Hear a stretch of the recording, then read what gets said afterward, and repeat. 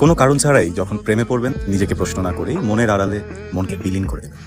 না জেনেই না ভেবেই অন্য কারোর উদ্দেশ্যে চিরকুটের মতো মনকে পাঠাবেন। এর ফলাফল কি হবে তা হয়তো বা নিজে জানেন। মন আসলেই জানে না প্রিয় মানুষ বা পছন্দের মানুষটা আদৌ তার পাঠানোর মনটাকে অ্যাকসেপ্ট করবে কিনা। তারপরও মন আমাকে কষ্ট দেবে বলেই হয়তো একা একাই উড়া মারে। ভুল কিন্তু মানুষই করে। আমার জীবনে এটা ভুল কিনা সেটা জানি না, তবে আমিও প্রেমে পড়েছি, সরলতার প্রেমে। ঘুরেছি বহু পথ পিছু পিছু, তার সত্য হয়েও তবু পাইনি তাকে।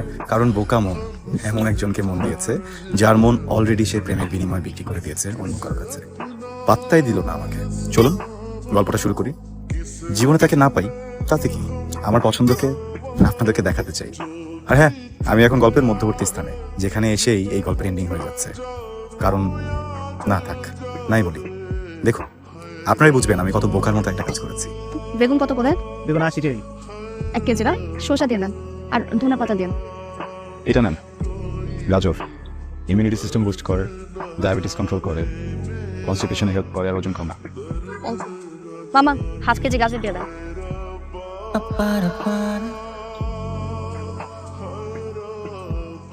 বয়ফ্রেন্ড আছে? না। আপনার নাম? ইরা। এখন আমার মোবাইল নাম্বারটা আপনি চাবেন? অধিকার হওয়ার আগে চাবো না। আমার কাছে মনে হয় কারো মোবাইল নাম্বার চাইতে হলে একটা অধিকার থাকার প্রয়োজন, যেটা আমার নাই। সে অধিকারটা পাওয়ার জন্য নিজ কলাটা তুলে আপনি বলেই ফেলুন না আপনি বিশাল মাপের কে, এই এলাকাটা আপনার। সরি, আপনি তো ভুল ভাবছেন। আপনার ভুল ভাবনার উপর পানি ঢেলে দিই। আমি আসলে বড় মাপের কেউ না। আমাকে দেখলে কেউ ভয়ও পায় না বা কাঁপেও না। আমি একটা সাদা টাইপের গাথা চেনে। সাহস একটু বেশি। ভালো লাগার কিছু হাসিল করতে হলে সাহস থাকাটা জরুরি না? আপনার কি মনে হয়? আমি কারো ভালো লাগা জিনিস হতেই চাই, আর খুব খুশি হব আপনি যদি আমাদের সময় মাস। Thank you. ওয়েলকাম। কথা দিতে পারছি না, এটার জন্য আগে থেকে সরি।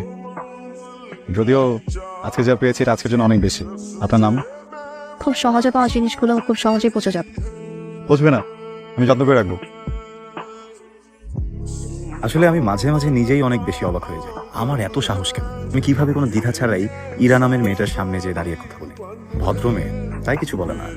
অন্য কোনো মেয়ে হলে কথার আগে একটা থাপ্পড় বসিয়ে দিত। যাই হোক, কিছু কিছু সময় হাত দিয়ে থাপ্পড় দিতে হয়, মুখ আর মন দিয়ে খোঁচা দিলেই অনেক কিছু। এটা কত নম্বর ফ্লোর? আমি আপনাকে টাকা থাকতে বলিনি, জিজ্ঞেস করতেছি এটা কত নম্বর ফ্লোর। তৃতীয়ত না। সরি, আমি তো আসলে চতুর্থ তলে যাচ্ছিলাম। আদি আমার ফ্রেন্ড ভুলে কলিং দিয়ে ফেলছি, সরি। লাইফে এরকম ছোটখাটো ভুল যেন না হয় সেদিকে খেয়াল রাখ। ভালো হলেও ভুল করে সেদিন দুইটা কথা বলা বাকি ছিল, বলি। নাম্বার 1, আপনার নামটা বলার জন্য থ্যাংক ইউ। আর নাম্বার 2, আমার নাম নির্ঝর। আপনি চলুন আমার সাথে। আপনার এখন এমন মনে হচ্ছে না যে মেঘনা চাইতে বৃষ্টি? অনেকটা। আপনি আমার ব্যাপারে কিছুই জানেন না, এই জন্য আমার পিছনে পড়ে আছেন। তাই আপনাকে এখানে নিয়ে এলাম। আমার ব্যাপারে আপনার সম্পূর্ণ জানা উচিত। কিছু কিছু তো জানি, আর কিছু কিছু জেনে নেব। আমার নামটা জানেন, কি কি জানেন আপনি? শুধু নাম জানি কি করবেন? কোনো উপকারে আসবে? অনেক বড় ক্ষতি করে ফেলেছেন আপনার নিজের মনাস।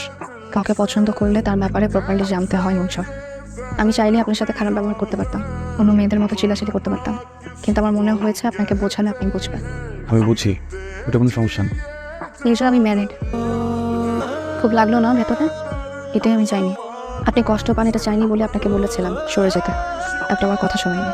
আপনি আমার ব্যাপারে প্রিসাইসলি ফাইন্ড আউটই করতে পারেন, আর তাই আমি যে ম্যারিড এই ব্যাপারটা আপনার চোখে পড়েনি। আমার এখন যেতে হবে। ভালো থাকবেন। দেখলেন তো আমি কত বোকা। আমি একজন বিবাহিত নারী প্রেমে পড়েছি, যার কিনা স্বামী আছে। এখন আপনারাই বলুন আমি কিভাবে এই গল্পটা সামনের দিকে এগিয়ে নিয়ে যাবো। আচ্ছা, আমি একটা প্রশ্ন করি আপনাকে। জি করুন না। আপনি কি করে ভাবলেন যে মেয়েটা আপনাকে সত্যিই বলেছে, যে কিনা আপনাকে পছন্দই করে না? যাকে পছন্দ করে না তাকে সরানোর জন্য হলে তো একটু একটু মিথ্যা কথা সে বলতেই পারে, তাই নয় কি বিষয়টা? হ্যাঁ তাই তো, হতেও পারে, কিন্তু আমার কখনোই মনে হয়নি এরা মিথ্যা কথা বলতে পারে। এরা মিথ্যা বলার মতো মেয়েই না। কিন্তু তারপরে যেহেতু আপনি বলেছেন, আমি আরেকবার চেষ্টা করবো, শেষবার মতো চেষ্টা করবো এটাকে জানা। Thank you. আপনি বুদ্ধিটা না দিলে হয়তো আমি হাল ছেড়ে দিতাম। খবরটা সত্য, মেয়েটা বিবাহিতা। দেখলেন তো, আপনার কথা শুনে আবার বছরকে আমার শুরুতেই মনে হয়েছিল মিথ্যা কথা বলার মতো মেয়ে না। মিথ্যা কথা বলতেই পারে না। আমার স্বপ্নটাই দেখার ইচ্ছা নেই। তুই সবসময় বেশি কথা বলিস। মানে আমি কি আমার কথা এমন শেষ করতে পারছি? আমি তো শুধু তোর ফ্যাড নিউজটা দিলাম, তোর জন্য তো একটা গুড নিউজ আছে। মানে মেয়েটার একটা বিয়ে হয়েছিল, কথাটা বুঝ। বিয়ে হয়েছিল, ওর একটা সংসারও ছিল। ওর হাজবেন্ডটা কয়েক মাস আগে রোডে ফেলে মারা গেছে। মানে মেয়েটা সোজা করে বিশ্বাস করতে পারতেছে না। তোর একটা সুযোগ আছে, তুই একটু চেষ্টা করে দেখতে পারো, সুযোগ কাজেও লাগতে পারে। আসসালামু আলাইকুম আঙ্কেল। ওয়ালাইকুম আঙ্কেল। আপনার মনে হয়তো প্রশ্ন জাগছে আমার নাম কি, কেন? আমার নাম নির্ঝর। আপনার মনে আরো একটা প্রশ্ন জাগতে পারে আমার পরিচয়। আমি আপনার মেয়ের ফ্রেন্ড, খুব ভালো ফ্রেন্ড। আমাদের ফ্রেন্ডশিপটা একতরফা। আঙ্কেল আমি কিন্তু বখাটে ছেলে না, কিন্তু এখানেও একটা সমস্যা, আমি বেকার। বেকার ছেলেদেরকে অনেকেইভাবে বখাটে। এখন আঙ্কেল আমাদের যে একতরফা ফ্রেন্ডশিপ, এটাকে আমি দুতরফা বানাতে চাই, কিন্তু এখানে সমস্যা হচ্ছে আপনার মেয়ে আমাকে একদমই পাত্তা দেয় না। সেটাও কিন্তু বড় সমস্যা না, থেকে বড় সমস্যা হচ্ছে সে কখনো হাসেই না।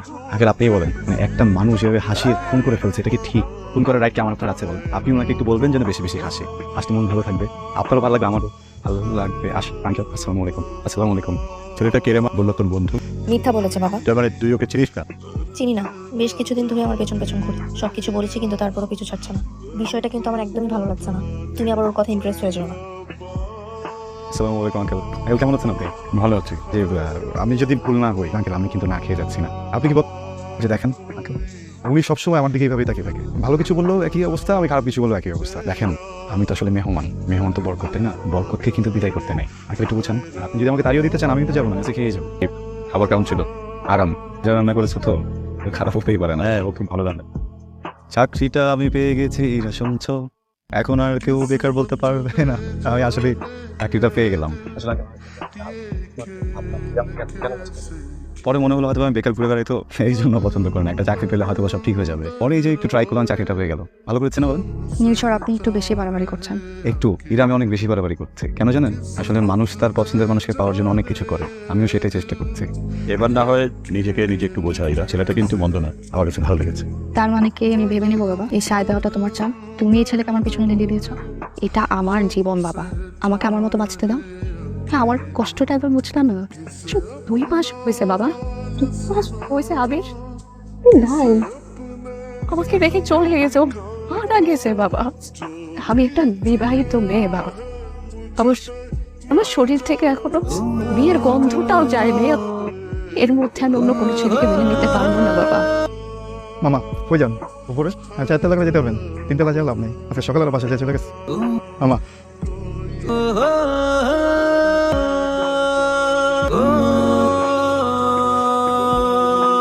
Hello uncle.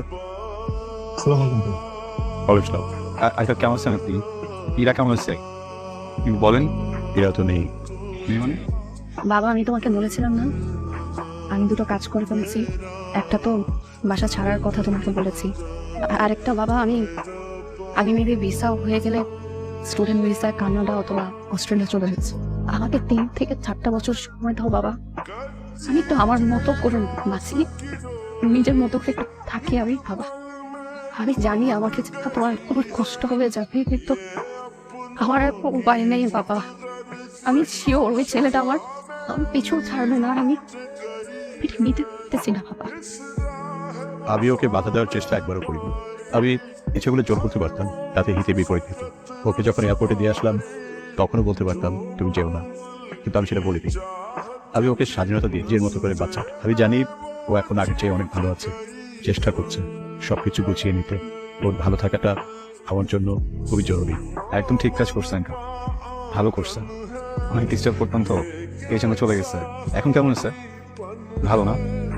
আমি সেটা চাইছিও ভালো থাকুক, এখনো চাই এরা অনেক ভালো থাকুক। আগে আমি না আমার ভেতরে যত ইচ্ছা ছিল সবাইকে মেরে গেছে, কোনো ইচ্ছা বাকি রাখি নাই একটা ছাড়া।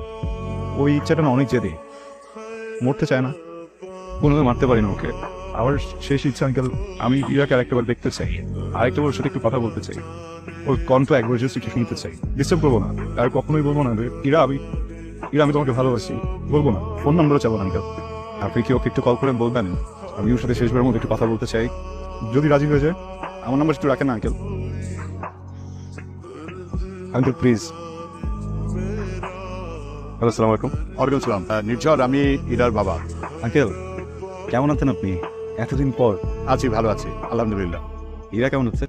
ইরাও ভালো আছে। নির্ঝর তোমাকে একটা কথা বলার জন্য ফোন করেছে। জি আঙ্কেল বলেন না প্লিজ। ইরা তোমার সাথে প্রথম কোথায় দেখা করেছে? আমি শুনেছি জায়গাটা নাকি খুব সুন্দর। জি আঙ্কেল, ওখানে গেলে আপনার অনেক ভালো লাগবে, কিন্তু আমার ক্ষেত্রে তো ব্যাপারটা উল্টা। আমি একটু তোমাকে নিয়ে ওই জায়গাটা যেতে চাই। আমিও একা, তুমিও একা। আমি ওখানে প্রায় যাই আঙ্কেল, আমি আপনাকে নিয়ে যাবো আঙ্কেল, এত ভালো লাগবে। তাহলে তুমি লোকেশনটা আমাকে টেক্সট করে দিও, আগামী ফ্রাইডেতে তোমার সঙ্গে দেখা হবে।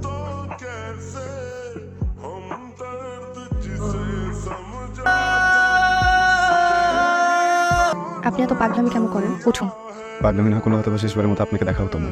উঠুন। বাবা আমাকে আপনার কথা বলেছিল, আপনি নাকি শেষবারের মতো কথা বলতেছেন। আমি আপনাকে একটু বেশিই দিয়ে দিলাম, দেখা করতে চলেন। হয়ে কৃতজ্ঞ আজকের জন্য।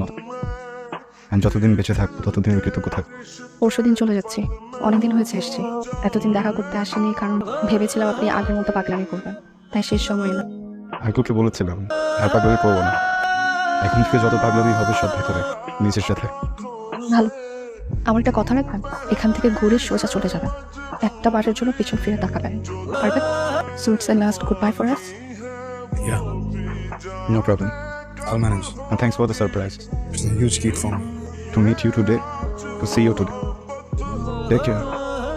একটু দাঁড়াবেন, আমার আর কিছু কথা ছিল। খুব আদরে আগলে থাকবো সেই লোভে ফিরে এসেছি। আমি ক্লান্ত হতে চাই, ইচ্ছে করেই যেন যেন সেই বাহানায় কেউ আমাকে কফি বানিয়ে খাওয়ান।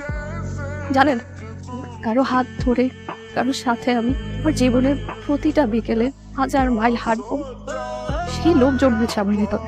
আমি ঘুমোতে চাই না, যেন কেউ আমার মাথায় হাত বুলিয়ে আমাকে ঘুম পাড়িয়ে দেয় সেই আশায়। আরেকটা সুযোগ দিতে চাই। আমি আমার জীবনে আর একটা মানুষকে বিশ্বাস করতে চাই নির্ঝর। আমি কারো হাত ধরে কারো বুকে মাথা রেখে আরেকটা বার বাঁচতে চাই।